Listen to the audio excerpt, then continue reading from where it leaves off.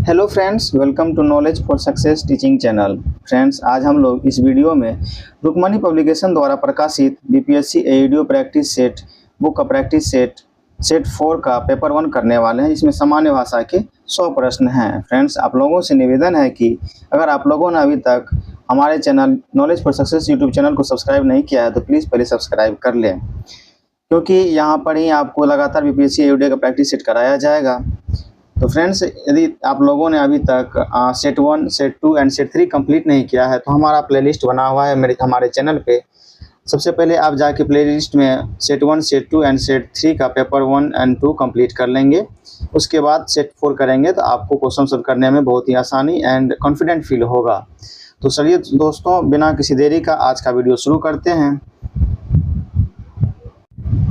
Friends, जैसा कि आपको पहले की वीडियो में भी बताया गया होगा कि इसमें समान इंग्लिश के 30 प्रश्न होते हैं भाग 1 में, और भाग 2 में समान हिंदी के 70 प्रश्न होते हैं और कुल 100 प्रश्न होते हैं। ये क्वालिफाइंग पेपर होता है।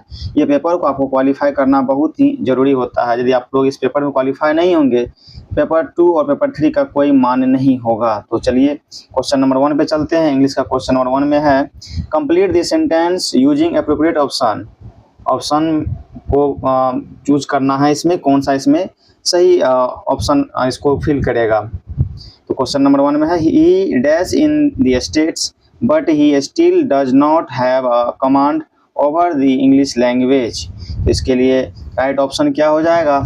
इसका आंसर हो जाएगा option number B, has been living. He has been living in the States but he still does not have a command over the English language. Question number 2 पे चलेंगे। क्वेश्चन नंबर 2 में है, fill in the blank with the past continuous tense form the verb given in the bracket. Bracket में जो है इसका क्या इसमें होगा? पास्ट कंटिन्यूअस में ये फिल करना है इस दिया खाली जगह में। तो क्वेश्चन है, Monica dash since last week. इसमें क्या होगा? डिड प्लान होगा, हैज़ बीन प्लानिंग हो जाएगा, हैड बीन प्लानिंग हो जाएगा, या वाज प्लानिंग हो जाएगा। इसका आंसर हो जाएगा was planning. Option number D इसका राइट हो जाएगा, Monica was planning since last week. Question number 3 पे चलेंगे। क्वेश्चन नंबर 3 में है, select the most appropriate option to change the sentence from direct speech to indirect speech. कहा जा रहा है कि ऑप्शन दिया गया ऑप्शन कौन सा है जो इसको डायरेक्ट से इनडायरेक्ट में बदलने के लिए पर्याप्त है, मतलब सही आंसर है, इसको सिलेक्ट करना है। क्वेश्चन है, Varun said I will be joining you all at the airport. इसका इनडायरेक्ट स्पीच में क्या होगा? तो Varun said that dash joining and यहाँ पे फिर खाली जगह एट द एयरपोर्ट। तो इसमें ऑप्शन सेलेक्ट करना है कौन सा इसको सुटेबल होगा इसके लिए। तो इसका आंसर हो जाएगा option number B, he Varun said that he would joining us all at the airport. ये इसका राइट आंसर हो जाएगा, ऑप्शन नंबर बी इसका राइट आंसर हो जाएगा। क्वेश्चन नंबर 4 पे चलेंगे। 4 में select the most appropriate option to change sentence from, इसमें भी direct speech to indirect speech के बारे में कहा गया। तो चलिए क्वेश्चन पढ़ते हैं। क्वेश्चन है, you should revise your lessons he said to the students. इसका इनडायरेक्ट स्पीच में क्या होगा? तो इसका इनडायरेक्ट स्पीच में हो जाएगा, he advise the student to revise their lesson। he advised the student to revise their lesson। ये ऑप्शन नंबर बी में है, देखिए, he advised the students to revise their lesson। Option number B इसका right answer हो जाएगा। Question number 5 पे चलेंगे। 5 में है, pick out the non-finite verbs in the sentence given below। जो नीचे दिया गया सेंटेंस है इसमें से पता करना है कि कौन सा नॉन फिनाइट वर्ब है। दिए गए ऑप्शन में भी 4 ऑप्शन दिए गए हैं। He always refuses to obey. Question है, he always refuses to obey orders. वे हमेशा ऑर्डर मानने से मना करते हैं, मतलब नहीं मानना चाहते हैं ऑर्डर को। तो इसका आंसर हो जाएगा क्या? Option number D, to obey जो है यहाँ पे नॉन फिनाइट वर्ब है। To obey non finite verb है। क्वेश्चन नंबर 6 पे चलेंगे। 6 में है, pick out the non finite verbs in the sentence given below. इसमें भी नॉन फिनाइट वर्ब का चयन करना है। तो इसका आंसर हो जाएगा count. Can you hope to count the stars. यहाँ नॉन फिनाइट वर्ब क्या है? काउंट है। क्वेश्चन नंबर 7 पे चलेंगे। 7 में select the most appropriate meaning of the given idioms. जो एडम्स का मीनिंग को फिट करेगा, जो सुटेबल होगा उसका चयन करना दिएगा ऑप्शन में से। Fit as a fiddle. Fit as a fiddle इसका क्या हो जाएगा? इसका हो जाएगा इन गुड हेल्थ। इसका राइट आंसर हो जाएगा option number D, in good health. Question number 8 पे चलेंगे। 8 में है, which one is is the symbol of dash, इसमें से डैश का सिंबल कौन सा है, तो वो है ऑप्शन नंबर बी में है, इसको ही डैश बोला जाता है। क्वेश्चन नंबर 9 पे चलेंगे। 9 में fill up the blank with the correct option, correct option के सहारे इसको फिल करना, ये दिया गया ब्लैंक को। तो क्वेश्चन है they were making arrangements dash the function, यहाँ पे कौन सा हो जाएगा, तो यहाँ हो जाएगा for the function, option number D इसका राइट आंसर हो जाएगा। They were making arrangements for the function, function के लिए वो अरेंजमेंट कर रहे थे। क्वेश्चन नंबर 9 10 पे चलेंगे। 9 कंप्लीट हो गया हम लोगों का। 10 में fill up the blanks with the correct option, इसमें भी ऑप्शन का सहायता से यहाँ पे दिया गया जो ब्लैंक है उसको फिल करना है। Good sleep is necessary dash for dash good health, यहाँ पे क्या हो जाएगा, यहाँ पे ऑफ होगा कि 4 होगा या 8 होगा या फ्रॉम होगा, यहाँ पे आंसर आपका हो जाएगा 4 होता है। Good sleep is necessary for good health, अच्छी नींद अच्छी स्वास्थ्य के लिए जरूरी होती है, ऑप्शन नंबर बी इसका राइट आंसर हो जाएगा। क्वेश्चन नंबर 11 में है complete this sentence with correct connector, जो उसको करेक्ट तरह से कनेक्ट करता हो वैसा दिए गए ऑप्शन में से सिलेक्ट करना है। क्वेश्चन है Husna was in pain dash she did not tell anyone of her predicament, इसका क्या आंसर होगा, तो इसका हो जाएगा हाउ एवर, ये यहाँ पे कनेक्टर का काम करेगा। Husna was in pain however she did not tell anyone of her predicament।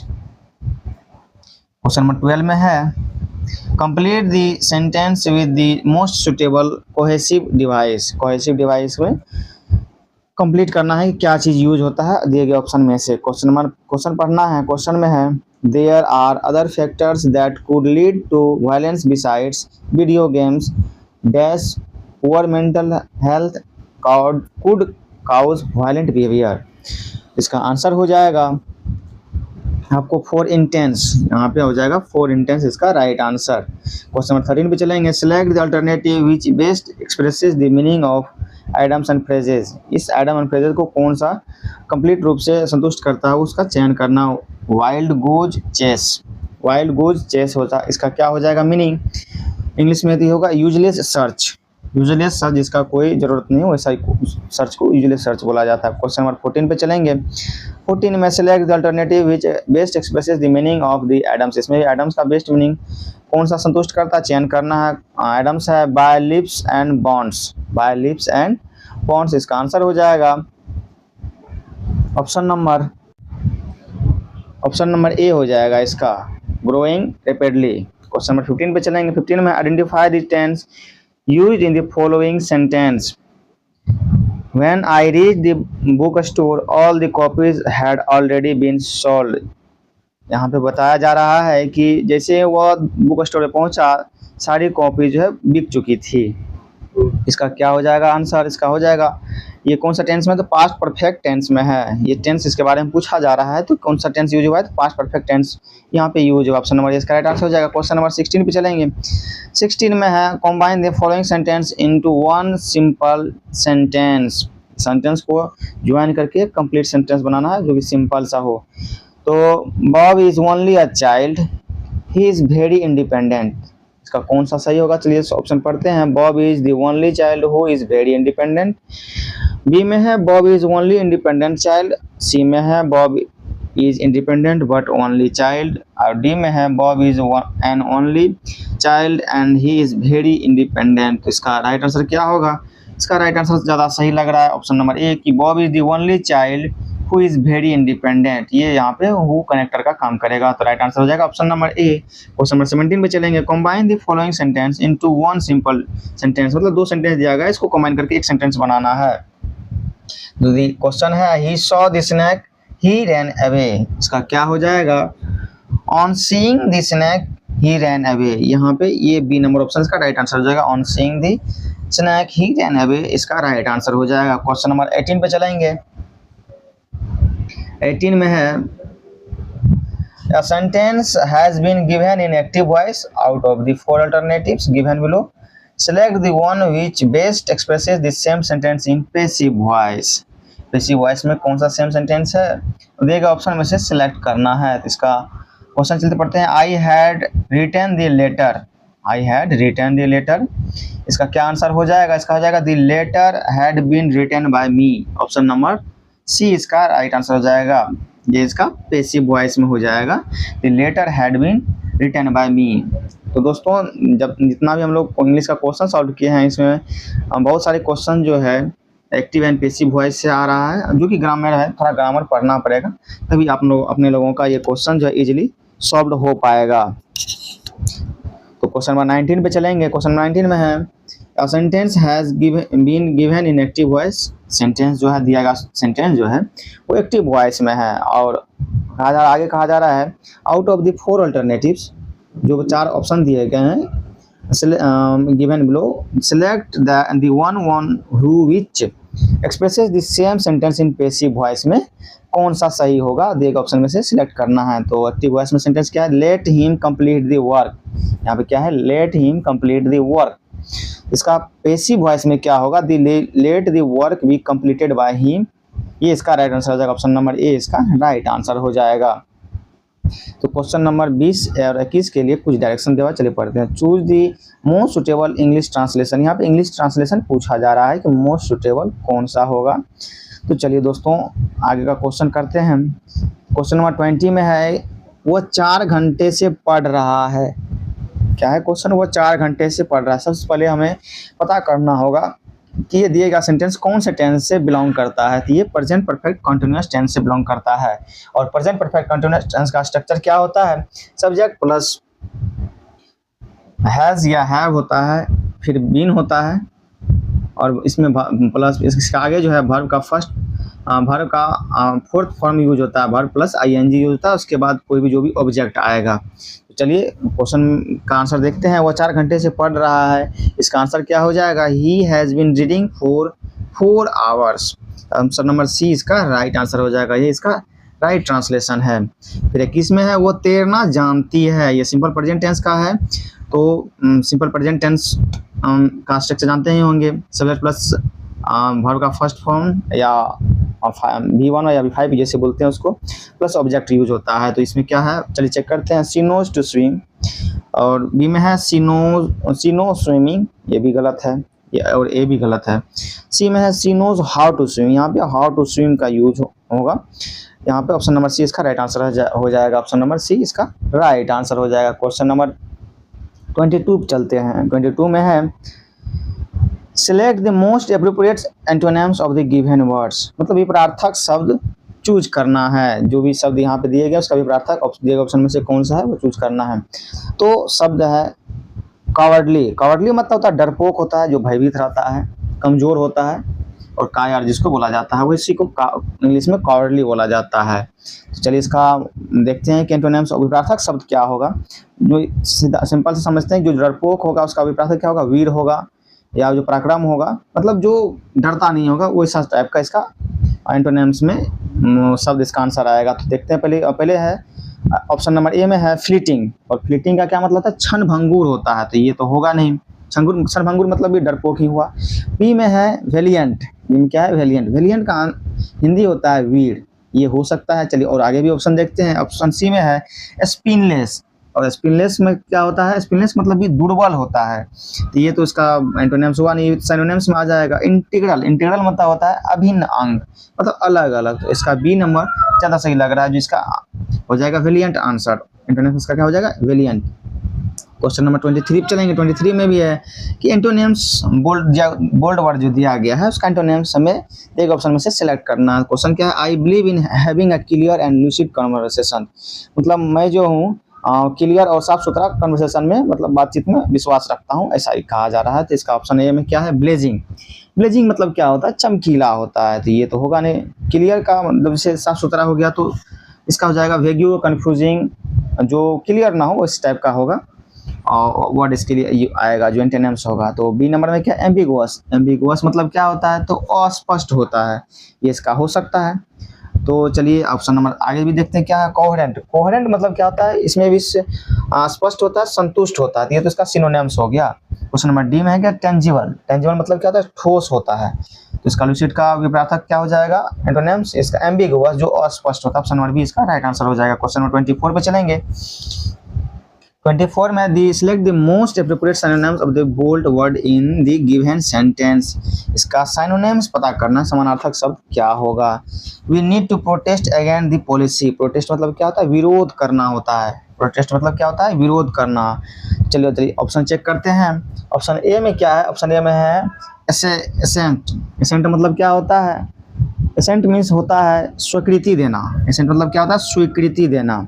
और ऑप्शन बी में है वैलिडेट। वैलिडेट मतलब क्या होता है, वैलिडेट मतलब होता है सत्य सिद्ध करना। इसका क्या होता है, सत्य सिद्ध करना। और रेसिस्ट मतलब क्या होता है, इसका मतलब भी होता है विरोध करना। और पर्क मीन्स क्या होता है, पर्क मतलब होता है अकरना। अकरना जैसे होता है क्या, पर्क मीन्स। तो इसका प्रोटेस्ट का मतलब विरोध करना का सिनोनिम्स क्या हो जाएगा, तो इसका विरोध करना रेसिस्ट मतलब होता है विरोध करना। तो ऑप्शन सी इसका राइट आंसर हो जाएगा। क्वेश्चन नंबर 25 पे चलेंगे। 25 में मोस्ट एप्रोप्रिएट सिनोनिम्स भी गिवन वर्ड जो दिया गया है, इसका सिनोनिम्स क्या होगा, समानार्थक शब्द इसके लिए क्या यूज होगा, दिए गए ऑप्शन से सिलेक्ट करना है।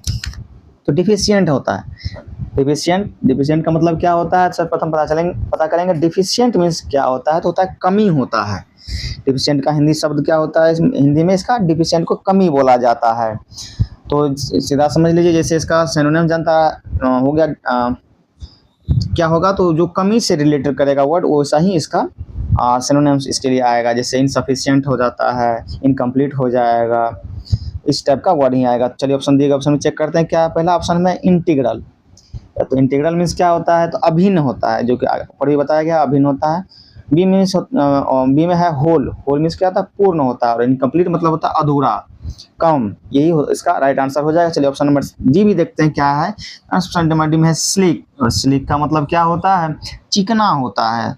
चिकना होता है। आपको इंग्लिश वर्ड का हिंदी पता जब तक नहीं होगा तब तक आप सही आंसर नहीं कर पाएंगे। इसका आंसर हो जाएगा option number C, incomplete. Question number 26 पे चलेंगे। 26 में which of the following is not a river. मतलब दिए गए जो विकल्प हैं, 4 विकल्प है, उसमें से पता करना है कि कौन सा रिवर की श्रेणी में नहीं आता है। पहला है बे ऑफ बंगाल, ये तो नहीं आता है। ऑप्शन बी में है गोदावरी, ये तो नदी ही है। और ऑप्शन सी में गंगा। और ऑप्शन डी में नॉन ऑफ दी अबव। तो ऑप्शन नंबर ए इसका राइट आंसर हो जाएगा, बे ऑफ बंगाल जो नदी रिवर के श्रेणी में नहीं आता है। क्वेश्चन नंबर 27 में चलेंगे। इसमें है विच of the following is not a part of drawing room. Drawing room के लिए कौन सा पार्ट नहीं है, दिए गए ऑप्शन में से उसको सेलेक्ट करना है। ऑप्शन ए में वॉशिंग मशीन, ऑप्शन बी में चिमनी, और ऑप्शन सी में है सोफा सेट, और ऑप्शन डी में है ए एंड बी बोथ। इसका क्या आंसर हो जाएगा, तो इसका आंसर हो जाएगा option number D, A and B दोनों नहीं है। Washing machine and sofa set ये दोनों जो है ड्राइंग रूम के में नहीं आता है, इस दोनों ड्राइंग रूम का पार्ट नहीं है। ऑप्शन नंबर ए और बी चिन्ह हो जाएगा। सोफा सेट तो आता ही है, जो रूम में सजावट के लिए वो तो यूज होता है, और बैठने के लिए भी यूज होता है, देखने में अच्छा लगे रूम। इसका option number A and B हो जाएगा, जो कि डी ऑप्शन में दिया है, बोथ ए एंड बी। चलिए क्वेश्चन नंबर 28 पे चलते हैं। 28 में है select the most appropriate option to fill in the blanks. मतलब जो दिए गए ऑप्शन में से जो मोस्ट इसको एप्रोप्रिएट वर्ड होगा, जो इसको सेटिस्फाई करेगा, वो सिलेक्ट करना है। तो क्वेश्चन है you might be wrong, you can't always be dash right and right. इसमें से कौन सा आंसर होगा, तो इसका आंसर हो जाएगा राइट। ऑप्शन नंबर डी इसका राइट आंसर हो जाएगा। क्वेश्चन नंबर 29 पे चलेंगे। इसमें है select the most appropriate synonyms of the given words. इसका भी समानार्थक शब्द चूज करना है। क्या होगा, जैसे एंगर मतलब होता है गुस्सेल होता है। फ्रेंजी दिया है यहाँ पे, डिस्मे दिया है, डिलाइट दिया है, और फ्यूरी दिया है। तो इसका आंसर क्या हो जाएगा, फ्यूरी। फ्यूरी मतलब भी होता है गुस्सेला, इस टाइप से होता है इसका। क्वेश्चन नंबर 30 पे चलेंगे। हस्बैंड्स ब्रदर को क्या कहा जाता है, husband's brother is what. Cousin कहा जाता है, सन कहा जाता है, ब्रदर इन लॉ कहा जाता है, कि नन ऑफ द अबव कहा जाता है। इसको ब्रदर इन लॉ कहा जाता है। ऑप्शन नंबर सी इसका राइट आंसर हो जाएगा।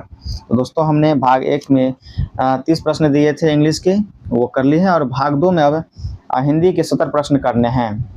तो चलिए दोस्त शुरू करते हैं। क्वेश्चन नंबर 31 से 31 में है दिए गए रेखांकित वाक्य में रेखांकित खंड को प्रस्तावित करने के लिए उपयुक्त विकल्प का चयन कीजिए। जो रेखांकित सेंटेंस में दिया गया है उसको कौन सा शब्द आके स्थापित कर सकता है, जो उसके लिए ज़्यादा सही ऑप्शन होगा वो चयन करना है। 31 में क्वेश्चन पढ़ते हैं। अपने कार्य को अपने आप करना ही स्वावलंबन कहलाता है।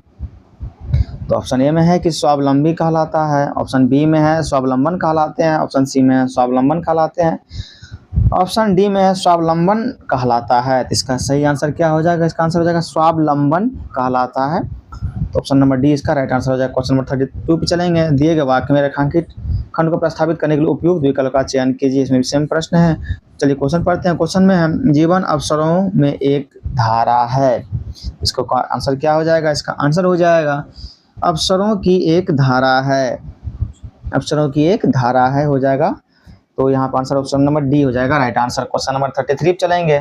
33 में है दिए गए वाक्यांश के लिए एक शब्द चुनिए, मतलब अनेकार्थ शब्द के लिए एक शब्द क्या होता है उसका चयन करना दिए गए विकल्प में से। तो क्वेश्चन है परोपकार करने वाला को एक शब्द में क्या कहते हैं? परोपकार करने वाला शब्द को क्या कहते हैं? कृतज्ञ कहते हैं, सहकारी कहते हैं, कृतज्ञ कहलाते हैं या परोपकारी कहलाते हैं? तो इसका आंसर हो जाएगा परोपकारी कहलाते हैं। ऑप्शन नंबर डी इसका राइट आंसर हो जाएगा। क्वेश्चन नंबर 34 पे चलेंगे।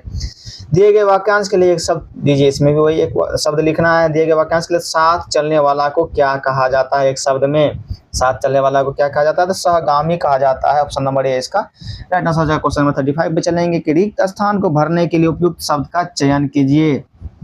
रिक्त स्थान को भरने के लिए उपयुक्त शब्द का चयन करना है। तो इसमें क्या हो जाएगा? नेता ने बहुत ही बढ़िया डैश दिया, वाद विवाद दिया, प्रवचन दिया, आख्यान दिया कि भाषण दिया? इसका क्या हो जाएगा आंसर? कि भाषण दिया। नेता ने बहुत ही बढ़िया भाषण दिया। ऑप्शन नंबर डी इसका राइट आंसर हो जाएगा। क्वेश्चन नंबर 36 पे चलेंगे। 36 में है रिक्त स्थान को भरने के लिए उपयुक्त शब्द का चयन कीजिए। दिए गए विकल्प में से उपयुक्त शब्द का चयन करना। तो योद्धा ने बहादुरी के साथ डैश की, लड़ाई की, लिखाई की, पढ़ाई की, रुलाई की? इसका आंसर क्या हो जाएगा? इसका आंसर हो जाएगा लड़ाई की। ऑप्शन नंबर ए इसका राइट 36 का आंसर हो जाएगा ऑप्शन नंबर ए। तो चलिए 37 पे चलते हैं। 37 में है दिए गए वाक्य का वह भाग ज्ञात करे जिसमें कोई त्रुटि है। मतलब दिए गए वाक्य में जो भाग में त्रुटि होगा वो चयन करना है। तो क्वेश्चन है संतों को जीवन परोपकार के लिए होता। संतों का जीवन परोपकार के लिए, संतों इसमें क्या चेक करना है? तो गलती हमें पता करना है कहाँ गलती है। जीवन में गलती है, संतों का गलती है, परोपकार के लिए गलती है या होता में गलती है? इसका आंसर हो जाएगा संतों को गलती। यहाँ पे संतों को यूज नहीं, संतों का जीवन परोपकार के लिए होता है। यहाँ पे कार आता है तो सही हो जाता है। क्वेश्चन नंबर 38 पे चलेंगे। 38 में दिए गए शब्द का विलोम चुने। यहाँ पे विलोम शब्द चुनना है। तो विस्तृत का विलोम क्या होता है? संक्षिप्त, दीर्घ, अवसर, अधम क्या होता है? इसका आंसर हो जाएगा संक्षिप्त हो जाएगा। विस्तृत का हो जाएगा और विलोम क्या हो जाएगा? संक्षिप्त हो जाएगा। ऑप्शन नंबर ए इसका राइट आंसर हो जाएगा। क्वेश्चन नंबर 39 पे चलेंगे। 39 में है दिए गए शब्द के लिए पर्यायवाची शब्द का चयन कीजिए। इसमें पर्यायवाची जो समान अर्थ देता है। प्रकृति को पर्यायवाची क्या होता है? प्राकृतिक और भी क्या कहा जाता है? हरियाली कहा जाता है, कुदरत कहा जाता है, सृष्टि कहा जाता है कि संसार कहा जाता है? इसका आंसर हो जाएगा कुदरत कहा जाता है। Option number B right answer हो जाएगा। प्रकृति को कुदरत कहा जाता है। क्वेश्चन 40 पे चलेंगे। 40 में क्या है? 40 में दिए गए वाक्य का वह भाग ज्ञात करें जिसमें कोई त्रुटि है। मतलब भाग दिए गए वाक्य में वैसा भाग का चयन करना है जहाँ पे त्रुटि होगा। तो क्वेश्चन में है मानव जाति अपने को पशु का श्रेष्ठ और सभ्य होने का दावा करती है। यहाँ पे कौन सा खंड में गलती है? इसका आंसर हो जाएगा अपने को पशु का श्रेष्ठ और सभ्य होने का दावा करती है। तो यहाँ पे ये गलती है वाक्य में। इसका डी आंसर हो जाएगा। क्वेश्चन नंबर 41 पे चलेंगे। 41 में है रिक्त स्थान को भरने के लिए उपयुक्त शब्द का चयन कीजिए। तो इसमें राम ने रावण से डैश किया, ईर्ष्या किया, समझौता किया, भेदभाव किया कि युद्ध किया? इसका आंसर हो जाएगा राम ने रावण से युद्ध किया। ऑप्शन नंबर डी इसका राइट आंसर हो जाएगा। क्वेश्चन नंबर 42 चलेंगे। 42 में दिए गए वाक्य का वह भाग ज्ञात करें इसमें कोई त्रुटि। इसमें भी दिए गए वाक्य में त्रुटि प्राप्त मतलब पता करना है। चलिए क्वेश्चन पढ़ते हैं। आज दुर्भाग्य से शिक्षा संस्थाओं पर अनुशासनहीनता का अधिक है मतलब अनुशासनता बढ़ती जा रही है, उसके बारे में कहा गया है। तो इसका आंसर क्या हो जाएगा? शिक्षण संस्थाओं पर। यहाँ वाक्य में गलती है। ऑप्शन नंबर सी इसका राइट आंसर हो जाएगा। क्वेश्चन नंबर 43 चलेंगे। 43 में है निम्नलिखित में से उस विकल्प का चयन करें जो छाती पर मूंग डालना मुहावरे का अर्थ व्यक्त करता है। मतलब छाती पर मूंग डालना मुहावरे का क्या अर्थ होगा? वो दिए गए विकल्प में से चयन करना। छाती से मूंग पीसना, दली हुई मूंग को छाती पर रगड़ना, दुख देना या सुख देना, इसका क्या आंसर हो जाएगा? इसका हो जाएगा दुख देना, इसका राइट आंसर हो जाएगा ऑप्शन नंबर सी, इसका राइट आंसर हो जाएगा। क्वेश्चन नंबर 44 पे चलेंगे। सही वर्तनी वाले शब्द का चयन करना है, तो इसका आंसर क्या हो जाएगा? इसका आंसर तटस्थ में सही वर्तनी है, तटस्थ ऑप्शन नंबर ए इसका राइट आंसर हो जाएगा। क्वेश्चन नंबर 45 पे चलेंगे। 45 में है, निम्नलिखित में से उस विकल्प का चयन करें जो जमीन आसमान एक करना, जमीन आसमान एक करना मुहावरे का सही वक्त अर्थ क्या है? दिए गए विकल्प में से चयन करना। पहला है बहुत अधिक परिश्रम करना, जमीन को आसमान तक ले जाना। कम परिश्रम करना, जमीन और आसमान को मिलाना। इसका आंसर हो जाएगा बहुत अधिक परिश्रम करना, जमीन आसमान एक करना का क्या हो जाएगा? बहुत परिश्रम करना, इसका मुहावरा हो जाएगा। ऑप्शन नंबर ए इसका राइट आंसर हो जाएगा। क्वेश्चन नंबर 46 पे चलेंगे। सही वर्तनी वाले शब्द का भी चयन करना, इसमें वर्तनी वाले शब्द का चयन करना, तो इसका आंसर हो जाएगा प्रियदर्शी, इसमें सही वर्तनी है प्रियदर्शी, इसका राइट आंसर हो जाएगा option number C. Question number 47 पे चलेंगे। 47 में दिए गए वाक्यांश के लिए एक शब्द दीजिए। इस पूरे वाक्य के लिए एक शब्द क्या यूज हो सकता है? इसके लिए पूछा जा रहा है जो मास में एक बार होता है उसे क्या कहते हैं? वार्षिक, मासिक, पाक्षिक या साप्ताहिक क्या कहते हैं? तो इसका आंसर हो जाएगा मासिक कहते हैं। जो मास में एक बार होता है, जो महीने में एक बार होता है, उसका मासिक कहते हैं। ऑप्शन नंबर बी इसका राइट आंसर हो जाएगा। क्वेश्चन नंबर 48 पे चलेंगे।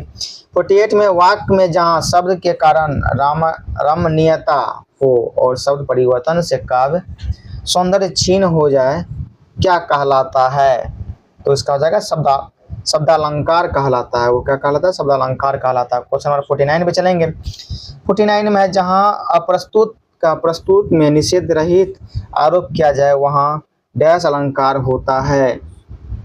जहां अप्रस्तुत का प्रस्तुत में निषेध रहित आरोप किया जाए वहां कौन सा अलंकार होता है? ये पूछा जा रहा है, तो इसका आंसर हो जाएगा रूपक अलंकार होता है। ऑप्शन नंबर ए इसका राइट आंसर हो जाएगा। क्वेश्चन नंबर 50 चलेंगे। 50 में मैं अंधा भी देख रहा हूँ, रोती हो तुम रोती हो, इस पंक्ति में कौन सा अलंकार है? ये अलंकार के बारे में पूछा जा रहा है, तो यहाँ पे विरोधाभास अलंकार है। ऑप्शन नंबर डी इसका राइट आंसर हो जाएगा। क्वेश्चन नंबर 51 पे चलेंगे।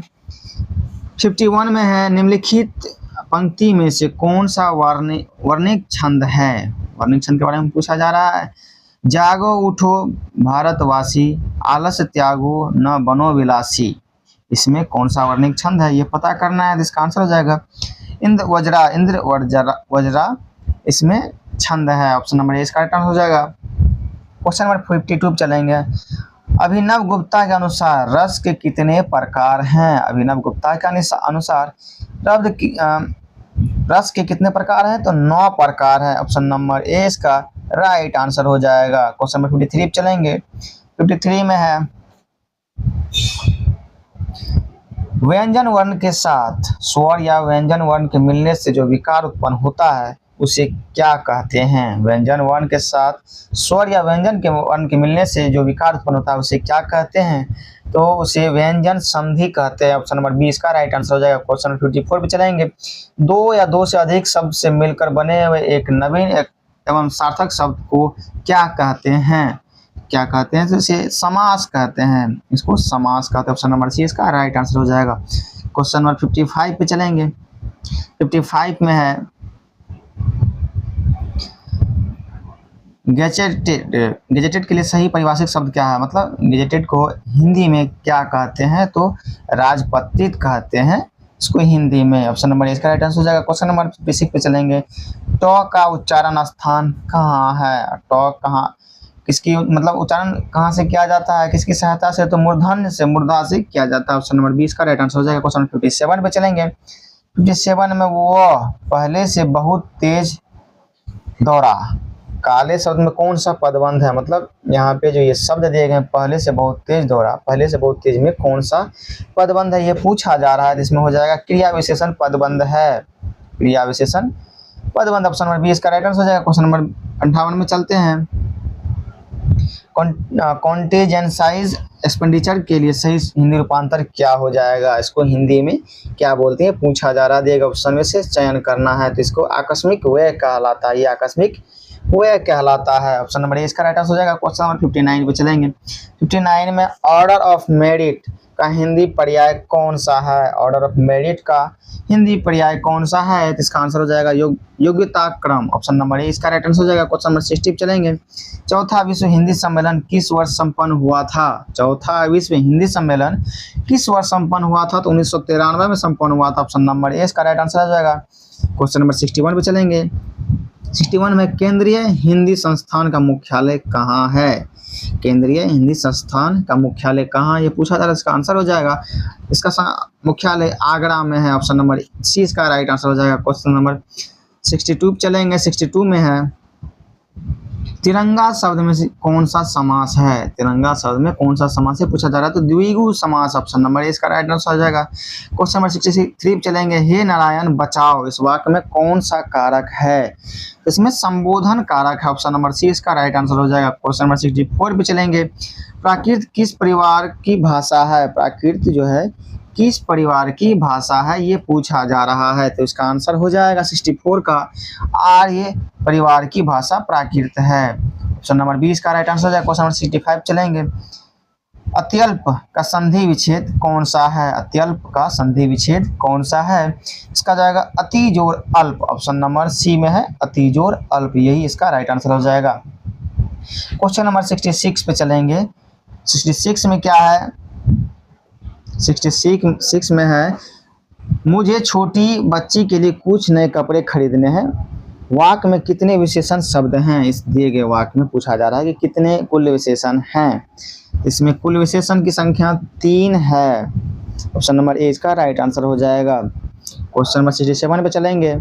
67 में है शुद्ध शब्द छांटिए। शुद्ध शब्द कौन सा है पता करना है, तो कृतघ्न है, कृतज्ञ है, कृतज्ञ है या कृतघ्न है, इसमें से ऑप्शन क्या हो जाएगा, तो इसका हो जाएगा कृतज्ञ। ये ऑप्शन इसका राइट आंसर हो जाएगा, यही शब्द सही है। क्वेश्चन नंबर 68 पे चलेंगे।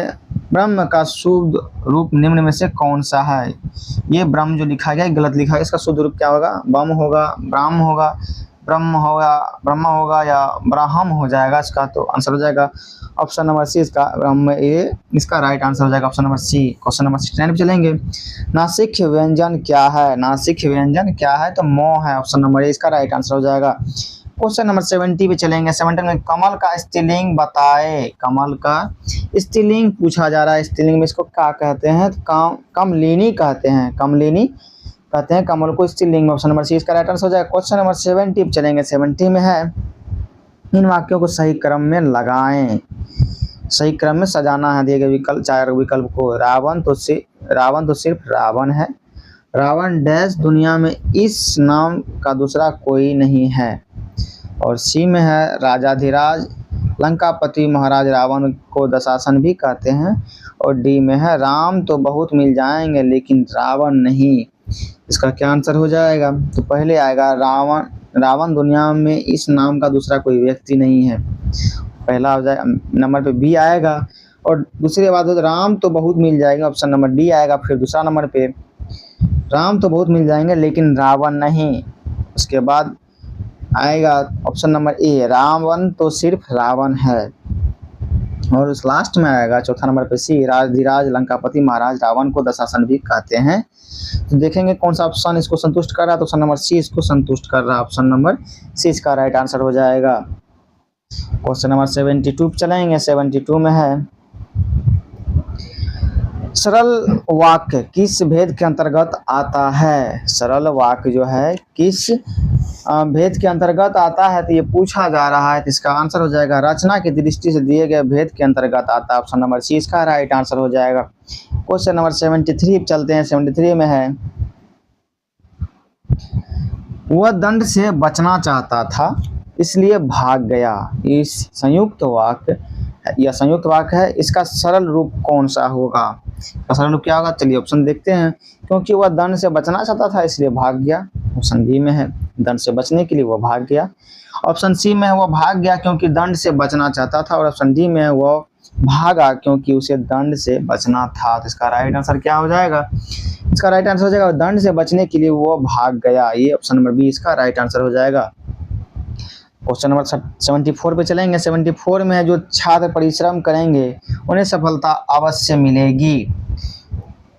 इस वाक्य का सरल वाक्य क्या होगा? इसी सरल वाक्य में चयन करना है क्या होगा, तो इसका आंसर हो जाएगा परिश्रम छात्र अवश्य सफल होंगे। ऑप्शन नंबर बी इसका राइट आंसर हो जाएगा। परिश्रमी छात्र अवश्य सफल होंगे। क्वेश्चन नंबर 75 पे चलेंगे। निम्नलिखित में शुद्ध वाक्य है, मतलब दिए गए 4 विकल्प में से शुद्ध वाक्य कौन सा है उसका चयन करना है। इसका आंसर हो जाएगा हमारे शिक्षक प्रश्न करते हैं, ऑप्शन नंबर ए इसका राइट आंसर हो जाएगा। क्वेश्चन नंबर 76 पे चलेंगे। निम्नलिखित में शुद्ध वाक्य नहीं है, जो अशुद्ध वाक्य है उसका चयन करना है क्वेश्चन नंबर 76 में।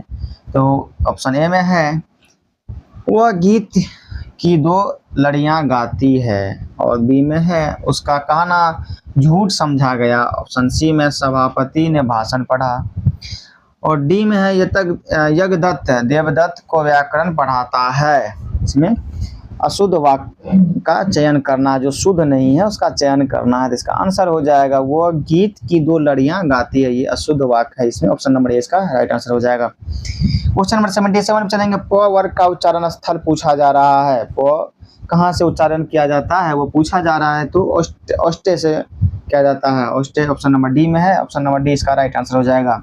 क्वेश्चन नंबर 78 पे चलेंगे। 78 में है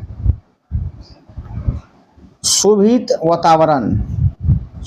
वातावरण बनाने का सही और सीधा तरीका यह है कि प्रसन्नता, संतोष, उत्साह, उल्लास की डैश बनाए रखने का पूर्ण डैश किया जाए। दिए गए विकल्पों में से सही चयन करके रिक्त स्थानों का पूर्ति करने बोल रहा है।